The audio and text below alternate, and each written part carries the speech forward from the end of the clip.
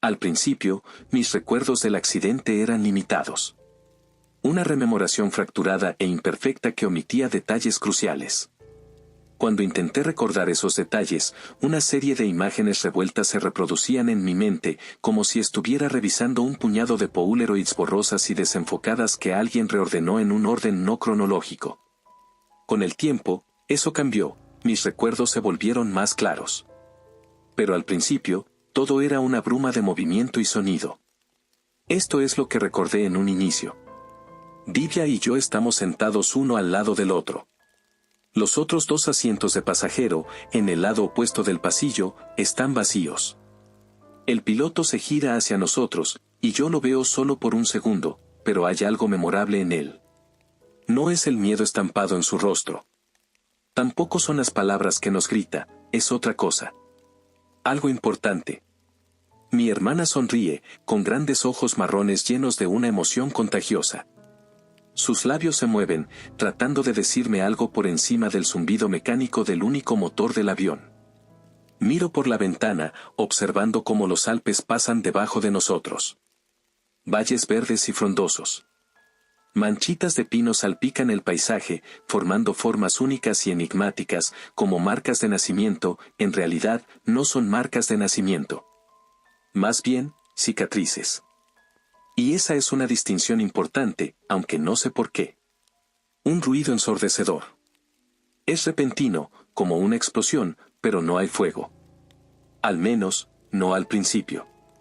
El roer y rechinar del metal. Gritos, de mí, de Divya, del piloto y de alguien más. Quizás se encontraba otra persona en el avión. La aeronave se inclina hacia adelante. Entramos en una espiral mortal. Un movimiento violento arranca al piloto de su asiento, y él desaparece. Hay algo importante en él. No es el miedo en su rostro, es otra cosa. Antes de que pudiera identificar qué fuera, estábamos a metros del suelo. Se oye el rugido de la atmósfera precipitándose por los agujeros de la cabina. El terror se me acumula en la garganta. Quiero girar la cabeza. Quiero ver a mi hermana. Pero no hay tiempo suficiente. Todo se vuelve negro. Caigo en el corazón de una sombra profunda y silenciosa. No es la muerte, pero es algo parecido. Por un breve instante, vuelvo. Mi conciencia burbujea desde las profundidades de esa sombra, y mis ojos se abren lentamente. Ahora reina el silencio. Sin más gritos, sin más rechinar de metal, solo el coro zumbante de las cigarras inunda mis oídos. Era temprano en la mañana cuando nos estrellamos, y ahora el crepúsculo. El aire se mueve por mis pulmones y huele levemente a humo e hierro. Finalmente, giro la cabeza y veo a Divya. No está lejos, pero está destrozada. Su cuerpo maltrecho cuelga en un roble cercano como advertencia. Sangre rojo oscuro mancha la corteza alrededor de ella. Se siente pegajosa y cálida en mis dedos cuando me acerco lo suficiente para tocarla, apoyándome contra el tronco y tratando de bajarla de la copa del árbol. Está demasiado alta, pero sigo lanzando mis manos hacia el cielo, suplicando por un milagro. Una y otra vez intento agarrarla, como si pudiera anclar su alma a la tierra con un agarre lo suficientemente fuerte sobre su cuerpo. Parpadeo, y al abrir los ojos me encuentro solo en una habitación de hospital, acostado en la cama. Ahora, no hay ruido alguno. Un silencio puro y vacío se extiende por horas mientras voy entrando y saliendo de la conciencia, hasta que una pregunta rompe ese silencio. ¿Qué recuerdas de lo que te sucedió, hijo? Dijo un hombre alto y canoso, con una bata de laboratorio blanca y sucia, y con intensos ojos gris azules fijos en los míos. Esa primera semana en el hospital pasó rápidamente. El doctor Osler y la enfermera Anneliese fueron muy atentos, prácticamente a mi disposición. Mis sospechas eran mínimas en ese tiempo, así que pude recostarme y descansar. Cuando finalmente estuve lo suficientemente lúcido, le expliqué al doctor Osler lo que recordaba del accidente, mientras él escuchaba atentamente desde una silla de madera al lado de la cama. Mi hermana y yo éramos nativos de Boston de vacaciones en el campo europeo. Volábamos sobre los Alpes orientales cuando algo salió terriblemente mal con el avión. No podía recordar si fue una falla mecánica espontánea o si el piloto chocó accidentalmente con algo. De cualquier forma, caímos a la tierra como Ícaro. Pensé en Divya. Una pregunta se formó en mis cuerdas vocales durante mucho tiempo, como una sanguijuela de dientes enganchados enterrada en la carne de mi garganta, negándose a soltarse. Finalmente, pregunté. El coraje fue la chispa y la apatía, la cerilla. El fuego resultante quemó esa sanguijuela de mi garganta y se fue por mi boca. O estaba viva o no lo estaba. ¿Sabes si mi hermana llegó al hospital? ¿Cabello castaño y lunar en la mejilla? Inquirió el doctor, con una voz cálida y dulce, como un sorbo de sidra de manzana caliente con un toque de brandy. Tragué saliva y asentí, preparándome. Sí, la tenemos aquí. Está en estado crítico, pero la estamos cuidando muy bien. Creemos que se recuperará, aunque aún no ha despertado. El alivio recorrió mi cuerpo, y dejé que mi cabeza cayera sobre la almohada, con lágrimas acumulándose bajo mis ojos. Mientras lloraba en silencio, él fue llenando los vacíos, detallando dónde estaba, cómo llegué aquí y qué pasaría a continuación. Básicamente, el avión realizó un aterrizaje forzoso fuera de Baviera, en el sureste de Alemania. Un agricultor observó nuestro descenso meteórico desde el cielo y llamó de inmediato a una ambulancia. Ahora, mi hermana y yo estábamos internados en un pequeño hospital del condado, a unos 10 minutos del lugar del accidente. Me rompí ambas piernas y perdí una cantidad considerable de sangre, pero por lo demás, estaba intacto. Divya sufrió lesiones internas más graves, por lo que la trasladaron a la unidad de cuidados intensivos. El doctor Osler confiaba en que se recuperaría por completo. No hubo otros sobrevivientes. Él se puso de pie, me dio una palmada en el hombro, me dijo que durmiera y me informó que Anneliese entraría en breve para tomar mis signos vitales. ¿Cuándo podré verla? ¿Cuándo podré ver a mi hermana? Sus pasos se hicieron más lentos hasta detenerse por completo. Permaneció inmóvil durante un periodo incómodamente largo, con la mano envuelta alrededor del pomo de latón y de espaldas a mí. No dijo ni una palabra. Tras aproximadamente un minuto de inquietante inacción, giró el pomo, abrió la puerta y se fue. Fue entonces cuando noté por primera vez que algo en mi situación estaba desesperadamente mal. Cuando el doctor salió de mi luminosa habitación sin ventanas, vislumbré lo que había afuera. Para ocultarlo, no abrió la puerta de par en par, en cambio, la entreabrió apenas, lo suficiente para que su delgado cuerpo se deslizara a través del tabique, con su bata arrastrándose audiblemente contra el marco. A pesar de su intento por bloquear mi vista, vi lo justo para sembrar una semilla de duda en mi mente acerca del doctor Osler y lo que me contó. Un reloj en la pared marcaba el mediodía, pero lo que se veía fuera de la puerta era completamente negro. La oscuridad amenazante fuera de mi habitación fue solo el primer dominó en caer. Una vez que comprendí lo inquietante de ese detalle, surgieron en mi mente otros tantos detalles igualmente extraños, y no encontraba una explicación satisfactoria para ninguno de ellos. Por ejemplo, el hospital estaba completamente en silencio. No se escuchaba ningún sistema de megafonía pidiendo la ubicación de algún cirujano ni anunciando que las horas de visita habían terminado. Tampoco se oía el ruido ambiental de una pesada cama hospitalaria retumbando por el pasillo. Incluso mi habitación estaba en completo silencio. Al principio no lo noté, el silencio me permitió dormirme sin problema. Dicho esto, llevaba puesto un monitor de oxígeno y tenía una vía intravenosa en mi brazo. Las máquinas sobre mí parecían estar conectadas a ambos dispositivos, y sin embargo, también estaban calladas. ¿No deberían emitir algún pitido? ¿No deberían hacer algún tipo de sonido?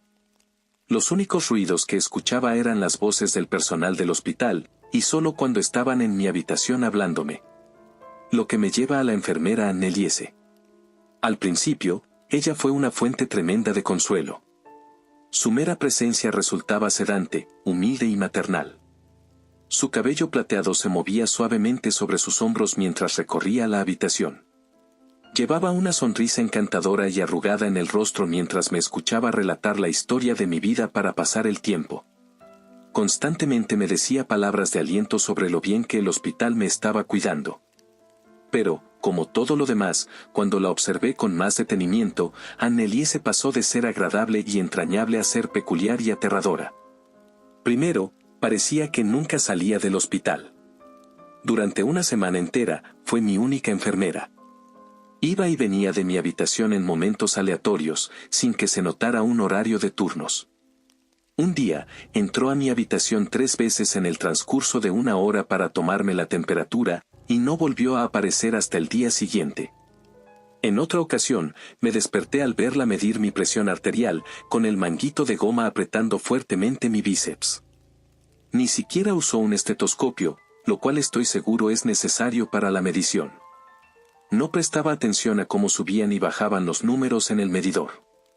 En cambio, me miraba fijamente, recitando la misma frase una y otra vez.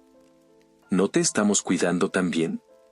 Mientras tanto, inflaba el manguito de forma continua, haciendo una pausa, liberando el aire y repitiendo el proceso. Al principio fingí dormir. Pero después de una hora de eso, mi paciencia se agotó.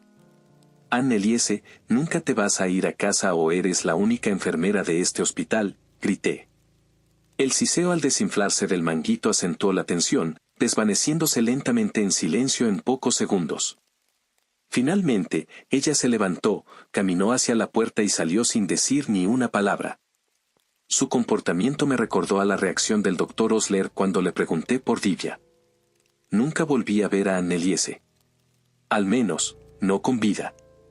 Cada enfermera que vino después era distinta a la anterior, como si mi única queja hubiera reescrito toda la estructura del personal del hospital. Y me refiero a todas. Ahora, en lugar de tener a una enfermera ininterrumpidamente, me visitaron 30 enfermeras a lo largo de unos pocos días. No tenía ningún sentido. Pedí que me asignaran a otras enfermeras, y eso es, sin duda, lo que me tocó. Después de aproximadamente un mes en esa habitación, y con mis sospechas en aumento, empecé a planear mi escape. Lo único que realmente me retenía eran mis yesos. Desde el día en que desperté en el hospital, un grueso yeso de un blanco de mármol encajonó por completo cada una de mis piernas. Los yesos no parecían aplicados por un profesional, las superficies no son lisas, sino rugosas y con burbujas. Algunas zonas tenían claramente más yeso que otras, y no parecía existir lógica en esa asimetría. Además, el material resultaba innecesariamente denso y pesado, y los yesos estaban firmemente moldeados a cada extremidad. Era casi imposible moverme por mi cuenta. Casi como si hubieran sido creados para funcionar como cadenas, atándome a esa cama. ¿Están realmente rotas mis piernas?, pensé, con el pánico arrasándome como un incendio forestal. Quiero ver a mi hermana, exigí. El enfermero, un hombre bajo con una espesa barba rojo y marrón, dejó caer el portapapeles en el que había estado garabateando en respuesta a mi desafío. Este resonó al golpear el suelo. Con una expresión vacía en el rostro, se acercó a la puerta, la abrió y se fue. Mientras la puerta se cerraba chirriando, dejando entrever un atisbo de las sombras que aguardaban, fruncí el ceño. La incertidumbre de la oscuridad opresiva que se cernía fuera de mi habitación empezó, con el tiempo, a causarme malestar físico. Necesitaba saber qué había realmente allá afuera, pero, Dios, también deseaba no saberlo. De alguna manera, eso representaba mi situación. En apariencia, estaba en un hospital. Pero era una farsa, una ilusión para beneficio de alguien. En realidad, una terrible oscuridad se cernía a mi alrededor, pulsando justo debajo de la superficie y filtrándose de vez en cuando a través de las grietas en el engaño. Después de unos minutos, el doctor Osler entró a la habitación, dejando que la puerta se balanceara y se cerrara tras él. Doctor Osler, dijiste que Divya está viva. Incontables veces, me has asegurado que se está recuperando aquí en este hospital. Y, sin embargo, ni una sola vez la he visto. Tráela aquí. Si no está lo suficientemente bien para venir, llévame a ella. Sus ojos gris azules me atravesaron con una mirada feroz. Estaba furioso. Totalmente indignado por mi insubordinación. Aún no ha terminado, murmuró. Lo miré, atónito y lleno de rabia. ¿Qué demonios significa eso? El doctor apartó la mirada con un brillo contemplativo en sus ojos, recalibrando su respuesta. Con la cabeza girada hacia un lado, sin embargo, sentí otra emoción hirviendo dentro de mi cráneo, una familiaridad incómoda.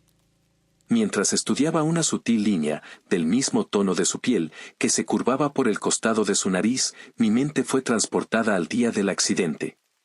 Antes de que esa horrible realización se cristalizara por completo, volvió a hablar. Diva no está lista para recibir visitas, quiero decir. Está bien, entonces, ¿cuál es el retraso? Dime por qué no está lista. Su mirada se encontró con la mía de nuevo, ahora sombría y decidida. Pronto. Cuando esa palabra se deslizó de sus labios, se giró de espaldas y salió marchando hacia la oscuridad. No dije nada. Ni protesté, ni lancé insultos, ni despedí palabras airadas. En cambio, sentí mi mente acelerarse. Mi sistema nervioso zumbaba con una estática furiosa, tratando de comprender y reconciliar la avalancha de información que bombardeaba mi psique. Algo en la forma en que el rostro del Dr. Osler se contorsionó al pronunciar esa última palabra hizo que todo encajara. El piloto tenía una cicatriz exactamente así. La veía con total claridad en mi mente, y al fin pude recordar lo que gritó a Divya y a mí cuando se giró hacia nosotros desde la cabina, con el miedo cosido en su rostro. Algo acaba de aterrizar en el ala. Momentos después, eso mismo la arrancó violentamente del avión. La imposibilidad de esa realización me adormeció como una conmoción. El agotamiento mental apagó mi cuerpo minutos después de que el piloto o el Dr. Osler abandonara la habitación. Cuando desperté, eran las 12:15 de la madrugada. Dormí un poco más de 6 horas. Quizás habría dormido más, de no ser por un dolor agudo y punzante en la parte baja de mi espalda, mi salvación disfrazada de agonía. Empujé mi torso hacia adelante, girando mi mano detrás de mi espalda para buscar la fuente del dolor. Después de unos segundos, mis dedos se posaron en la curva de algo metálico que perforó la tela de la antigua ropa de cama. Una vez que reconocí el objeto en espiral, mis párpados se abrieron de inmediato con emoción, era un resorte de acero templado. El tiempo y el uso erosionaron la punta hasta hacerla afilada. El objeto no era, de ninguna manera, una sierra eléctrica, pero era algo a mano que quizá pudiera cortar los yesos que impedían mi escape. Sin embargo, antes de que pudiera empezar a arrancar el resorte, un cambio inquietante captó mi atención. Por primera vez en un mes, mi habitación de hospital estaba a oscuras. Mientras revisaba el escenario oscuro, intentando orientarme, noté algo más. Algo que me robó el aliento, dejándome sin respiración y suplicando en silencio por aire. Una mancha inmóvil contorneada en la esquina. Alguien estaba en la habitación conmigo. ¿Quién está ahí?, gimoteé. La silueta cobró vida, avanzando hasta posicionarse sobre el extremo de mi cama. Cuando sonrió, mi corazón saltó, bailando entre alivio, incredulidad y terror, sin detenerse en una emoción demasiado tiempo antes de pasar a la siguiente. Divya. Al principio, asintió lentamente con la cabeza. Pero en pocos segundos, sus movimientos se aceleraron, volviéndose frenéticos. Una parálisis voraz envolvió mi cuerpo. No podía moverme. No podía hablar. Solo observaba cómo Divya se tambaleaba alrededor del costado de la cama hasta posicionarse justo sobre mí, aún sacudiendo su cabeza de forma rabiosa de arriba a abajo. Cuando se inclinó sobre la barandilla de la cama, el movimiento de asentir se detuvo bruscamente. Casi frente a frente, mi hermana finalmente respondió. Sí. Soy yo. No te preocupes, de hecho, no preguntes por mí. Estoy bien. Nos están cuidando muy bien aquí.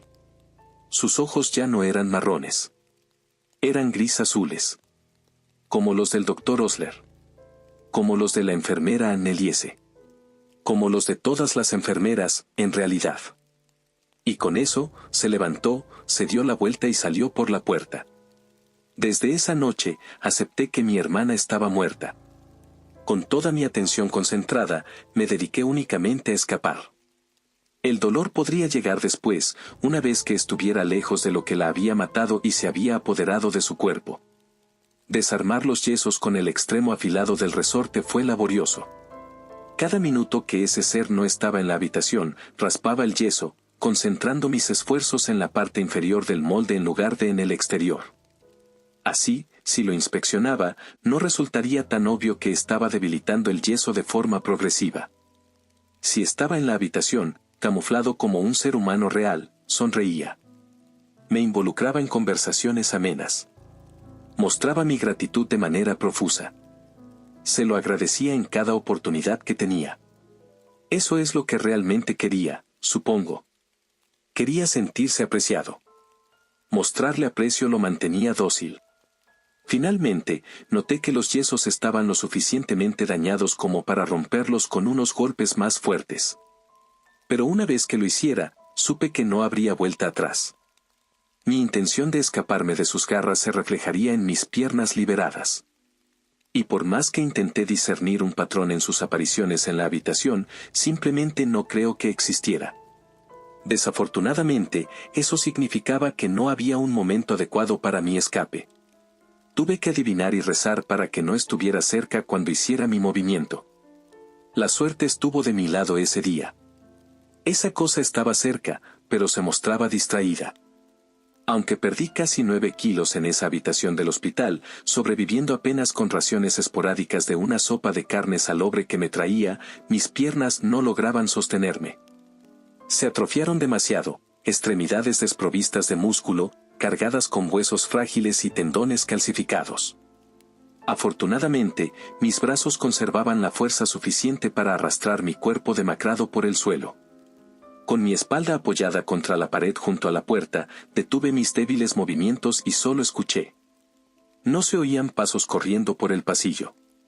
Tampoco susurros de "no te estamos cuidando tan bien" salían de afuera. Lo único que oía era el latido febril de mi corazón golpeando mis costillas. Tomé una profunda bocanada de aire, alcancé el pomo con el brazo y abrí la puerta lentamente. No era el infierno del otro lado, como mi mente inquieta había teorizado en más de una ocasión. Al menos, no en sentido literal. En realidad, me encontraba en un hospital, simplemente estaba abandonado. Llevaba tiempo en ese estado, al parecer.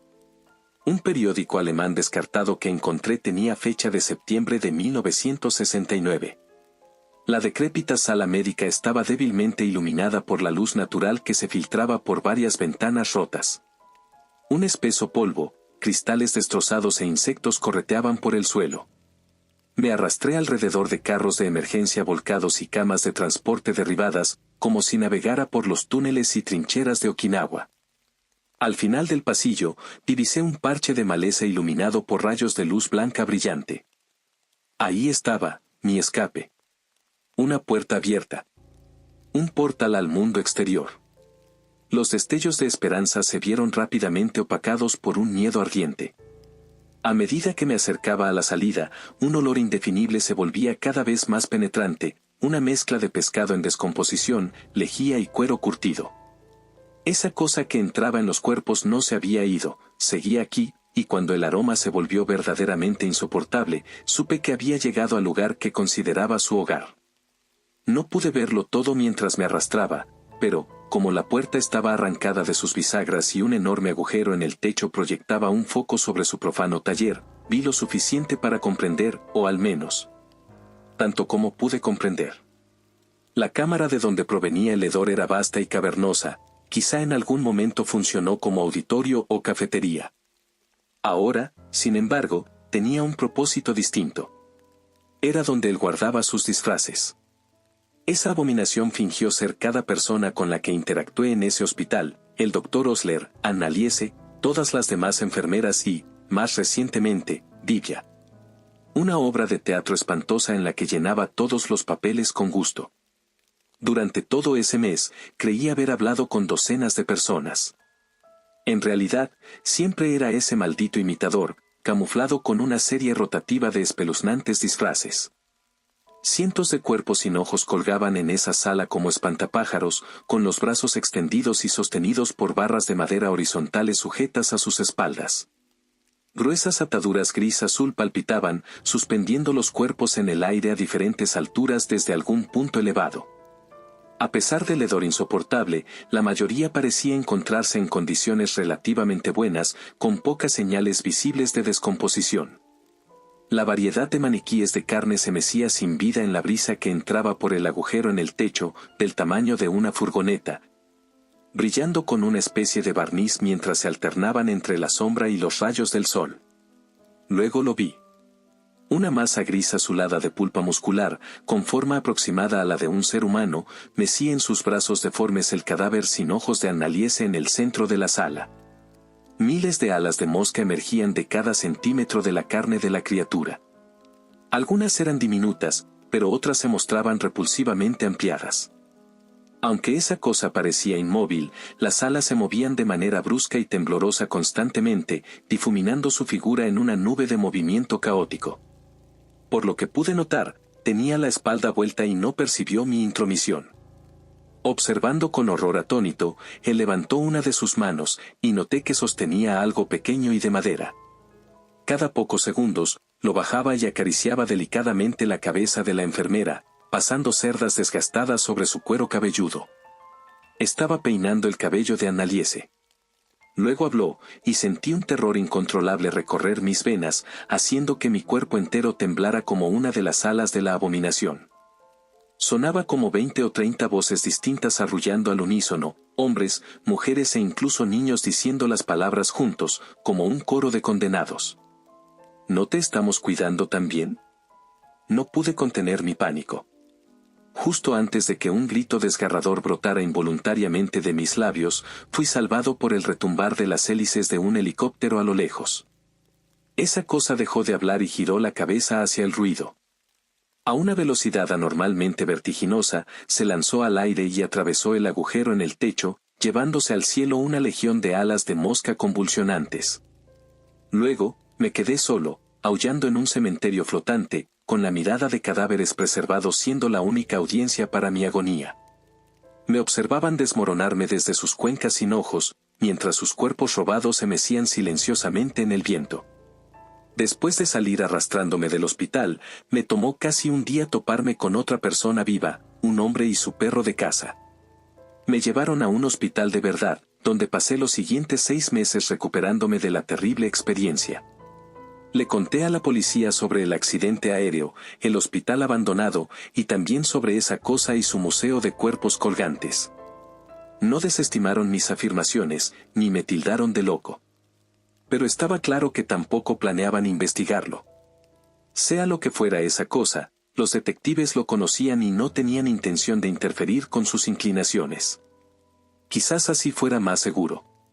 Todo eso ocurrió hace una década. Desde entonces, he salvado lo que pude de mí. No ha sido fácil. Pero, al final, volví a reconstruir mi vida. Me casé. Tuve algunos hijos. Enterré simbólicamente a Divya en una tumba vacía con lápida.